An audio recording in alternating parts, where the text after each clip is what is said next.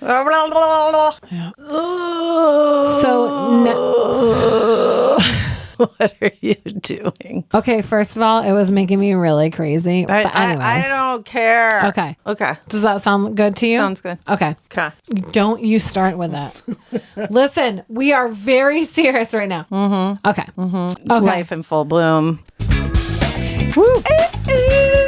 We're going to actually start our podcast. It's happening. It's happening. Welcome back to Flawed Femmes, where That's we us. talk about life in full bloom for all us femmes who are getting older, better, faster, stronger, Smarter, more amazing, smarter, more attractive. attractive, juicier asses. Oh. Yes. Juicy? I regret that word choice. That's okay. Still, the bum-bums are in full effect. They are in full effect. This episode is a reflection on Scott Chase that we had Who was our guest last time? His voice. He sounded great. I guess he really is a podcaster. His voice is so calm and grounded. When I was listening back to the episode, my daughter was in the car for a part of it and she's like, "Oh, who's that? He sounds like he should be on the radio." And I was like, "Listen, yo, what about me? What about me? I should be on the radio." Right, is what I'm saying. We talked over him. We talked too much. Shut the fuck up. Molly, the fuck up. Barbara, shut the fuck up. Let your guests talk. Guys, this is an on-ramp, a learning curve. It is a learning curve. We're getting there, okay? But it's going to take a minute. So before we get into this reflection episode. You know what? We always say guys. Our thing is called Flawed Femmes. Flawed Femmes. But here's my idea. Okay. So what if we combined guys and femmes and made it gems? Okay, gems. Think about it. Let us know what you think in the comments. Is that too okay, gems? Okay, gems. But is that too younger generation? I guarantee you nobody says gems. Oh, and it makes me think of Gem. Gem and the Holograms. Yeah, I was outrageous. just talking about Yes, you were. Gem. Let's do it. Let's do it. Okay, it's happening. Let's and gems. if anyone disagrees with that, then let us know. But otherwise, peace out. It's happening. It's happened. Gem and the Holograms. If you haven't been there, if you're one of our younger listeners just learning about us, just watch go a couple there episodes. right now. You can get it on YouTube. And it will maybe totally change outrageous. lives. I'm not sure. Look, I'm not sure. Not only is the lead a villain, the bad guys are villains. The bad girls. The bad band. Okay, Anyways, so we're gonna talk about Scott Chase. Okay, we are gems. gonna talk about Scott Chase. But before we get into that, we want to correct something that is very important. We referred to the woman in Paris. If you don't know about it, go figure it out yourself. As her husband letting people have sex with her. The woman was unconscious. That is rape. We want to be super clear about that. Language matters. Accuracy matters. We just want to be crystal clear. And her name was Giselle Pellicott. That is her name. That is her name. That is her current name, and she's fucking amazing. Anyways, on to Scott. We talked about a lot with him. He was so grounded and willing to just go into the hard stuff with class and grace. And grace, and yes. No hesitation. That's also what I want to talk about. That no is hesitation. A man who's been to therapy. And is solid in who he is. So he solid. talked about sexual abuse, eating disorders, coping mechanisms that don't always look the way that we expect, like not alcohol, but with him, it was food, sugar, control, and the patterns that show up quietly, consistently. And he was saying 6 days a week when he feels sad or mad, but Tuesdays are really good for him. Oh, that's pretty awesome. When we were doing some research about this, he had mentioned that often people who have experienced sexual abuse will turn to eating disorders. And there is a real and well-established connection between those two things that tons of research is supported by the National Eating Disorders Association. the individuals with a history of sexual abuse are significantly more likely to develop eating disorders, not as vanity, whereas some of us, like I forgot to eat for a couple of years, that was absolutely vanity. Yes, control, but what kind of initiated that too was to look a certain way. And it's not like that with sexual abuse survivors. It's a regulation. It's protection as a way to manage what feels unmanageable kind of in the world. And when I worked in schools, we'd see this with students that would not only be gaining weight, but also dressing in multiple layers. And so there's this insulating effect of folks who are trying to survive and really, protecting their bodies, their sense of space. And I hope that at some point we have a chance to have him back on to talk about how facing that trauma changes, if it has an effect on your weight, or if it, how much of the internal unconscious can we make evident, and is there a physical reflection in the other direction too, towards a healthier body? And I don't know. Yeah. Healthy mind, healthy body. I don't know.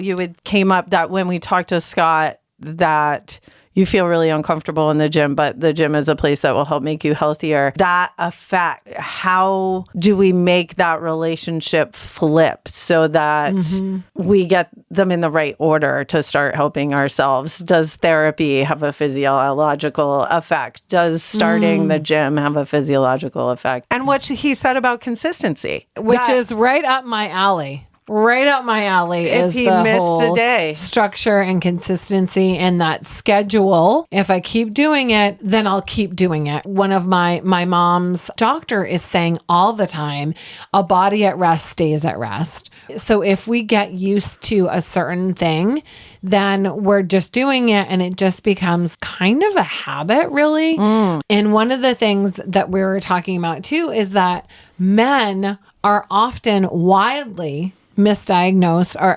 underdiagnosed, I should say.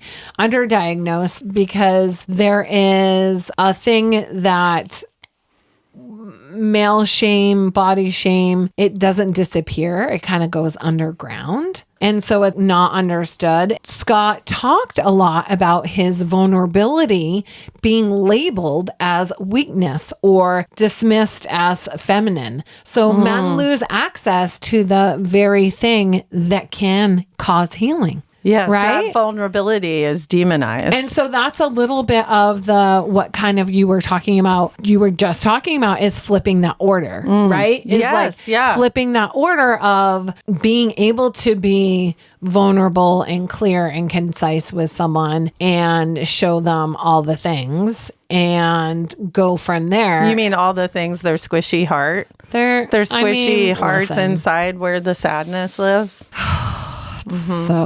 It's so sad. Another aspect that I thought about later as I internalized, because don't forget, we're processing these interviews the same way our listeners are. So absolutely, of course. As I was thinking more about it, we should have framed this as a cis het experience, that this is a straight white male in this experience. Because in particular, I think that gay men have body issues that are distinct. That's a great point. From heterosexual men and gay, queer, bi, the whole gamut that there is. Then the trans experiences, of course, is a different body experience for body dysmorphia, like how we think about our bodies. Right. So there are nuances, but we should have framed that as a particularly straight perspective. A lot of the gay men in particular that I know have struggled with body in a completely different way. Just putting that out there as part of the framework, I think would be valuable. That's a great point. And I think also oftentimes we say men or women, and maybe it's just like something that we add as a asterisk to this is perspective from two straight white women. Right? Is that's our perspective, and that's kind of what we're offering, but that doesn't mean that we're not open to and interested in learning about other perspectives. I wouldn't necessarily say that straight is my descriptor, but I mean, Okay. I definitely think there's so many labels now for people, but I think I really fall for a person, not a gender, and it's just a different. I think all kinds of people are super beautiful and attractive. All right, well, and that's another podcast. that's a different podcast, but just framing it as an experience that definitely comes out of whiteness. There's no way that we're not white. And then and knowing that every time we situate ourselves, and sometimes you'll hear that term situatedness, we're situated within a certain perspective. We aren't necessarily trying to escape that, but we're trying to be aware of that and how that impacts our topics and what we're saying. This is a particularly important one as we talk about weight, with the connection of weight and control, and how Black bodies were demonized, and the whole skinny thing came about after slavery arose, and the powerful elite were looking for even more ways to demonize Black bodies, which tended towards a fuller figure. This is very, very linked to that. And just acknowledging that we're playing into this system. It was interesting to hear from a white man, though, because when we started that podcast, our comments, our bias, were really grounded in the fact that it's surprising to hear that vulnerability from middle-aged white guy. Because we expect them to be confident, running things, doing that. And of course, that's the image that society would want us to have too, is they're beyond critique, beyond criticism, that's Absolutely. Whatever it is they're doing holds the ideal. So that kind of brings us back to the question, after listening to the podcast and editing it and all the good stuff, we realized if men and women are taught to feel shame about their body, who actually wins? And we touch on this a little bit. More and more research and thinking about this question is that people, of course, humans, do not win. Again, industry wins, systems win.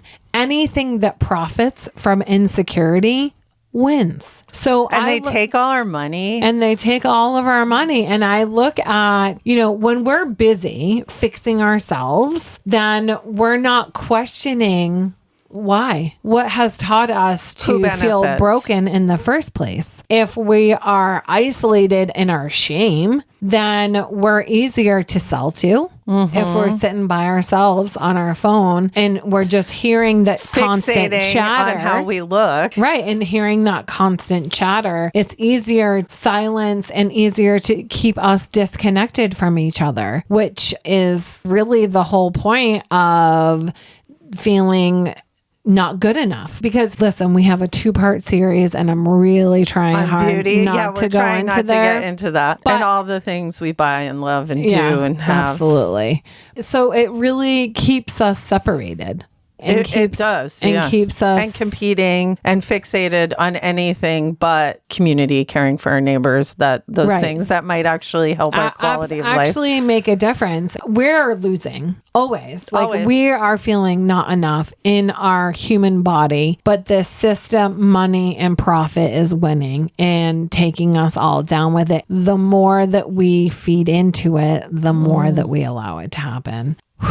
It's a big one. It's a big one. It's huge. I wanted to shift gears a little bit because, I would like to solve this problem immediately, but I don't think we can. But we can have a podcast where we work on it every week. Absolutely. And looking at how we create the world we want to live in. I would like to ask Barbara, though, specifically about, so Barbara had an eating disorder where she keeps referring to it as forgot to eat for 5 years. And if you have had Yes. anorexia or an eating disorder such as this, it's actually not super funny because you can die. It can kill you. And I wanted to ask, how do you feel like that experience of having an eating disorder, where did you feel the differences between your story and Scott's story? Well, I think one of the really important things to acknowledge is that how I function in the world, and many of us function, is to add humor. And I think also the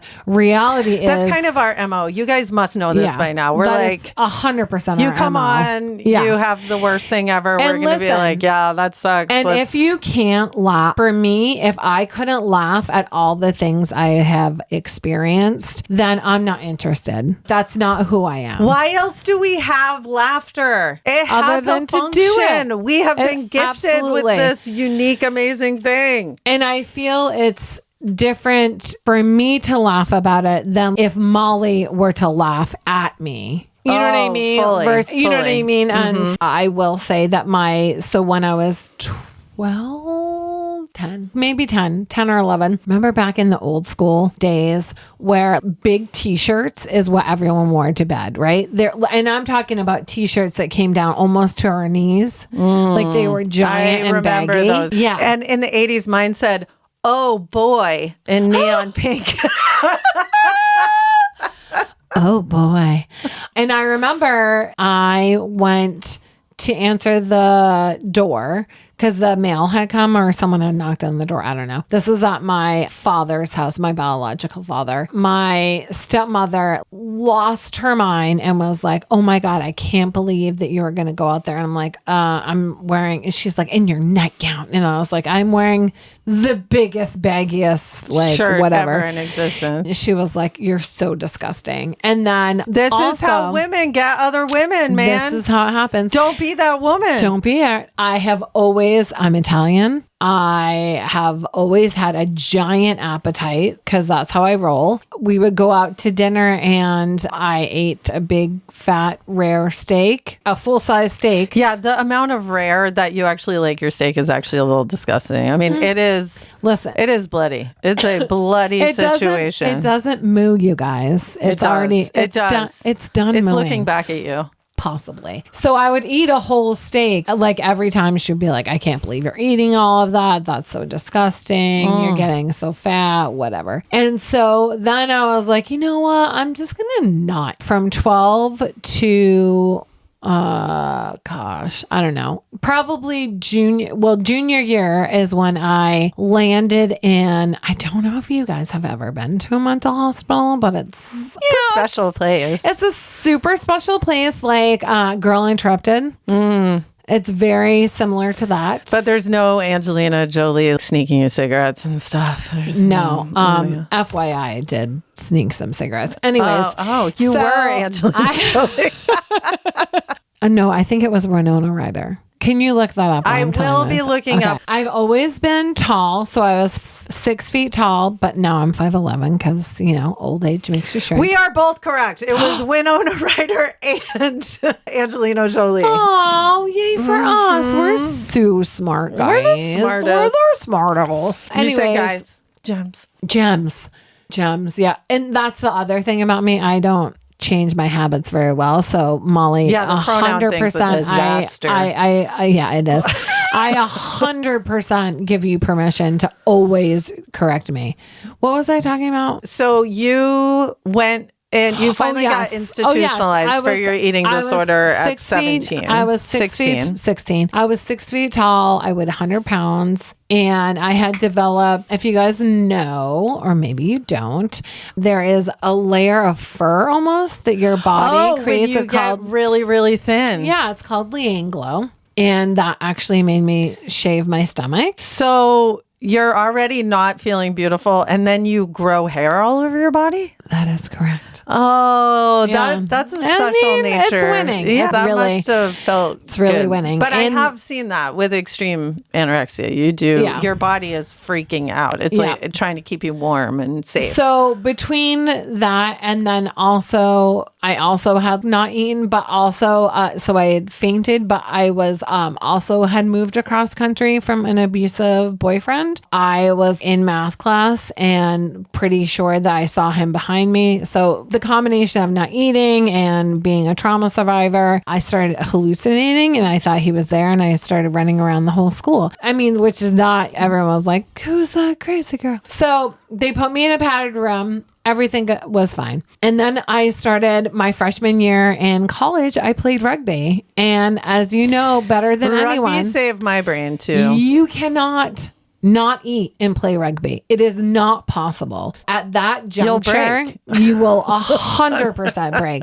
So at that juncture, it was out the window. I mean, food. So that was the first time for me that I found full on sport. I was not, when I was in middle school, I was into sports, but high school, I was into smoking and being pretty and eating lettuce and ice cubes. Thanks. I think that then when I went to college and I found rugby, I was like, oh, this is way more important to me.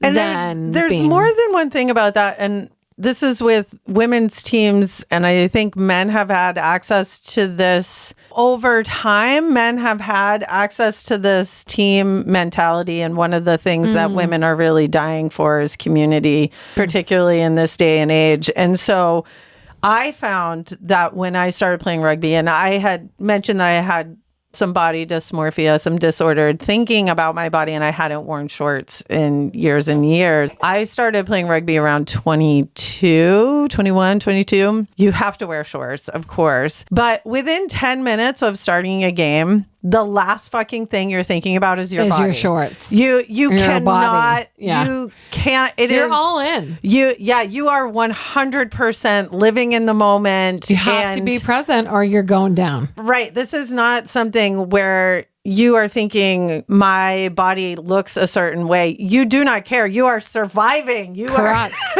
You are 100% mentally and physically invested in the moment. This was amazing to me to experience. I was also celebrated for the strength of my body as opposed to, so it's shifting the mentality to what your body can do as opposed to how your body looks. This was an epiphany. I don't know about you, but for me, that had never happened in my life. Absolutely Ever. not. I mean, and I'm one of those people who gets really red when I play. Molly, do we have that in common? Yes, we do. Sure do. So I have berry face, and I even had coaches. I played like one season of soccer freshman year of high school, and my sister was a great athlete. They were pulling me off because my face was too red, and in rugby they didn't care if my face was red. They were like, suck it up, get out there, you're fine. I used to throw up on the sidelines so they could send me back in. Circling back to, first of all, women's rugby is the best sport in the world, but circling back, how was that different than Scott's experience of? Yes, absolutely. So I had experienced trauma and sexual abuse. However, you went the other way. My eating disorder was not in response to the sexual abuse it was and the pervasive trauma. throughout the whole time. Absolutely. And so I think that is part of, I certainly don't want to make a generalization, but often someone who has experienced sexual abuse will overeat or will have bulimia versus, like, I think with anorexia, we're trying to control what goes into our bodies. The most amazing book ever, and we'll put a link to it. It's called The Best Little Girl in the Whole Wide World. And I have recommended that book to everyone who wants to understand the thinking behind it. For me, it's really, really powerful. And it's a quick, easy, old school read. And it's about eating disorder? Yes, it's about a girl who has anorexia. I don't want to negate it. And first of all, this was before the age of social media, which has a whole, I mean, that's added a whole level my God. Crazy to it. I feel like there was something about shrinking, right? Is that as a woman, as a disappearing female, and don't notice that I me. wanted to disappear or be this perfect little girl and fit into this perfect little image kind of thing. That was, I feel like, a part of the difference is that for me it was more for all those years, people are like, oh my gosh, how did you not eat? And I was like, I don't know. I just smoked cigarettes and ate lettuce. It wasn't even a thing, and drank coffee. But now I could never not eat. What are you talking about? And so there is a disconnect between, I almost feel like I'm sharing someone else's story because it is so removed from who I am. I totally get that. And it totally is removed from what I believe. And at 18, I started eating and have never stopped. What I want to point out and reflect back about your story, Scott's story, and many of our stories is that mind body experience of what our internal mental state, where that sits, reflects in physical ways, which I see as taking back a little bit of language around the mind-body connection because I feel that it's gotten a little bit frou-frou and surface level. And I know that there's all sorts of amazing yoga folks that are spewing light and kindness and all those pieces. But it's a very, very gritty thing. And as stroke survivors, I think we have a different connection to mind, body, and understanding that because your body doesn't fail, your brain does. And experiencing what it's like when your brain thinks it's doing something and your body is not responding in the way that your brain thinks it is.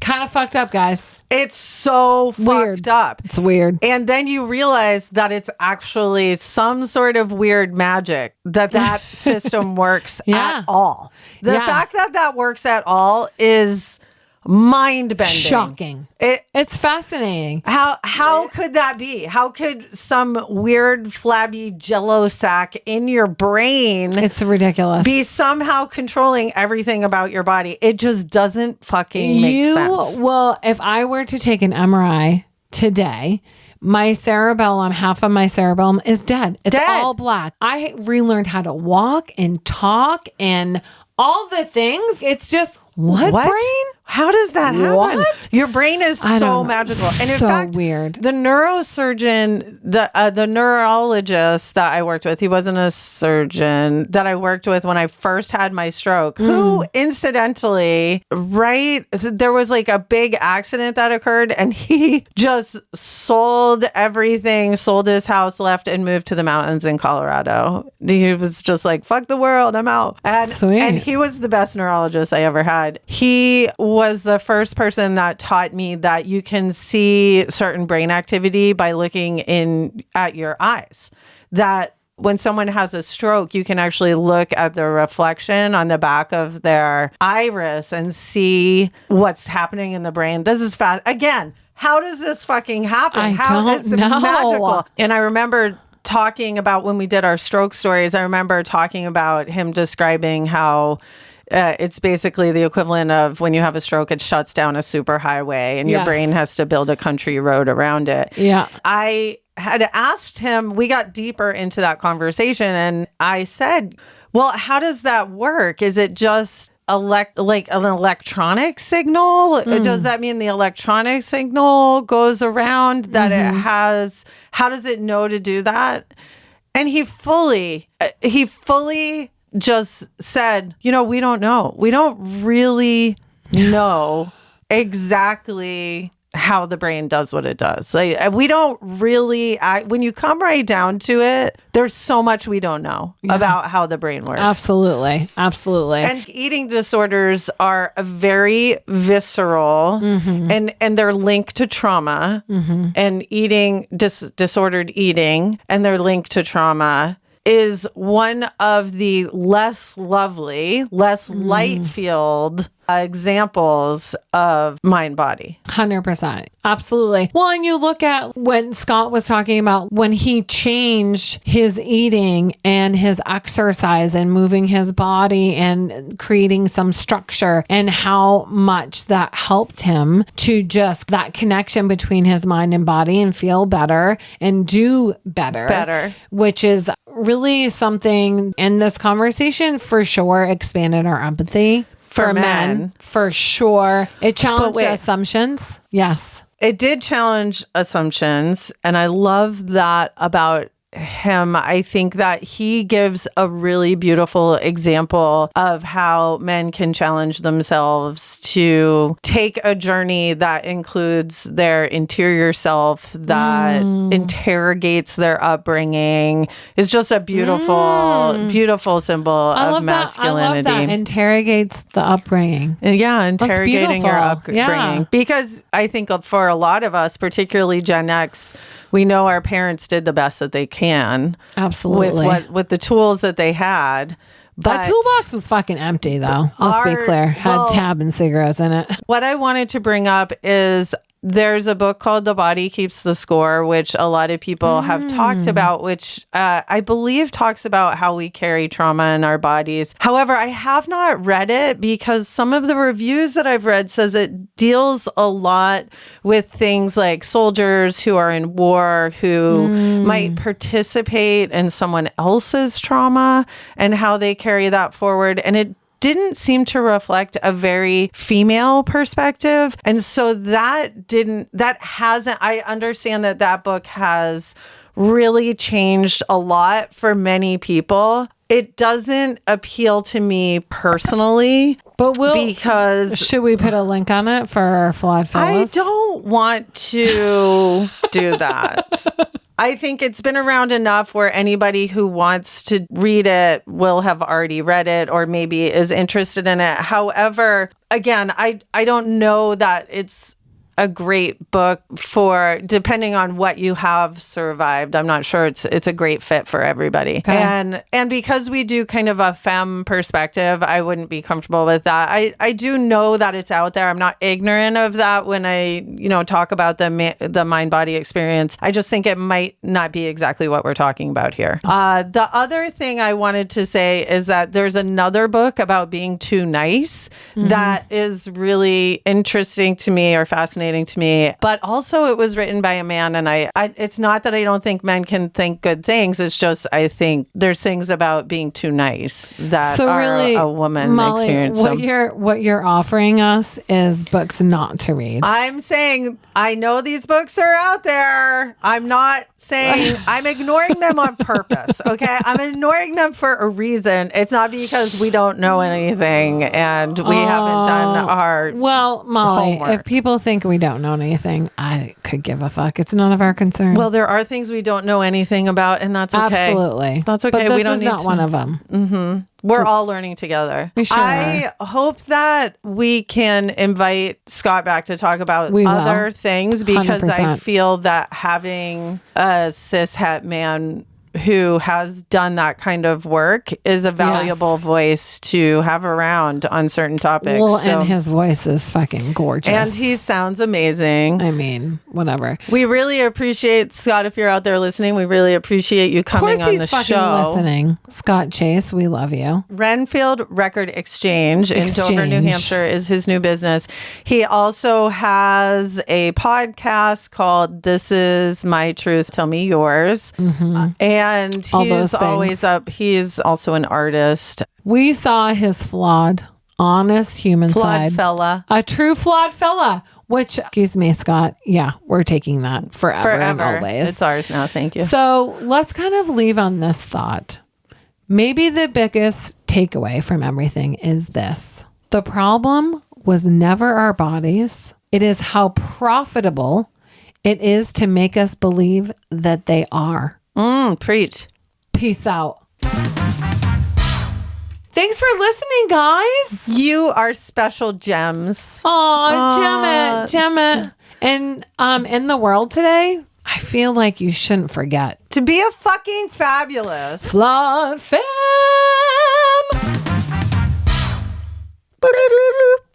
I don't know. That's what's a fucking button. hit now.